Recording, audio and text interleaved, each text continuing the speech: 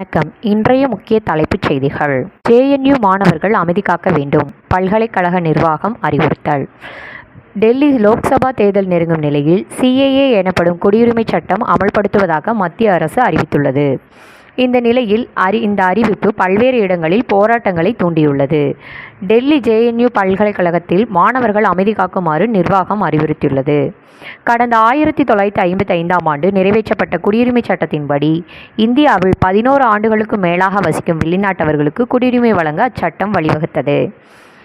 அதில் சீர்திருத்தம் செய்து பாகிஸ்தான், வங்கதேசம், ஆப்கானிஸ்தான் ஆகிய நாடுகளைச் சேர்ந்த இந்துக்கள், சீக்கியர்கள், சமணர்கள், பௌத்தர்கள், பட்சிக்கள், கிறிஸ்துவர்கள் ஆகியோர் இந்நாட்டிற்கு வந்து குறைந்தது 6 ஆண்டுகள் வாழ்ந்தாலே அவர்களுக்கு குடியுரிமை வழங்க தற்போது இப்புதிய குடியுரிமை திருத்தச் சட்டம் வழிவகுத்துள்ளது. இஸ்லாமியர்களை மட்டும் திட்டமிட்டு புறந்தள்ளிவிட்டு மற்றவர்களுக்கு குடியுரிமை வழங்கும் திருத்தச் சட்டம் மூலம் இந்த நாட்டின் அடித்தளமான மதச்சார்பின்மை கோட்பாடே முற்றுமுழுதாக துடைத்தெறியப்படும் என எதிர்க்கட்சிகள் இந்த சட்டத்தை விமர்சித்துள்ளன.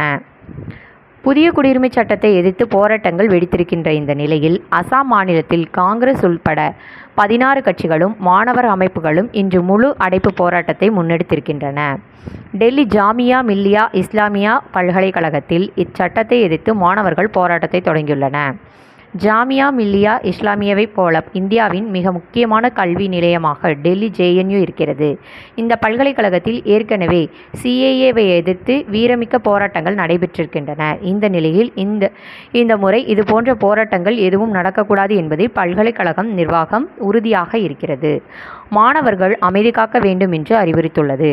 நேற்று மாலை இது குறித்து வெளியிடப்பட்ட அறிக்கையில் கல்லூரியில் நடந்து வரும் மாணவர்களின் தேர்தல் செயல்முறை மற்றும் மாணவர்கள் அமைப்புகளால் செய்யப்பட்டு பல்வேறு நிகழ்வுகளை கருத்தில் கொண்டு மாணவர்கள் அமைதியாக இருக்கும்படி கேட்டுக்கொள்ளப்படுகிறார்கள். பள்ளி வளாகத்தில் எவ்வித ஒழுங்கின செயல்பாடுகளும் ஏற்றுக்கொள்ளப்படாது என்று தெரிவிக்கப்பட்டிருக்கிறது.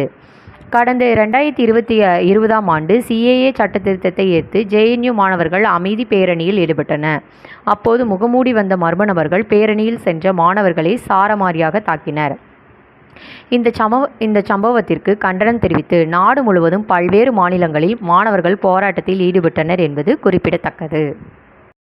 எங்கள் சேனலை லைக் பண்ணுங்கள், ஷேர் பண்ணுங்கள், சப்ஸ்கிரைப் பண்ணுங்கள்.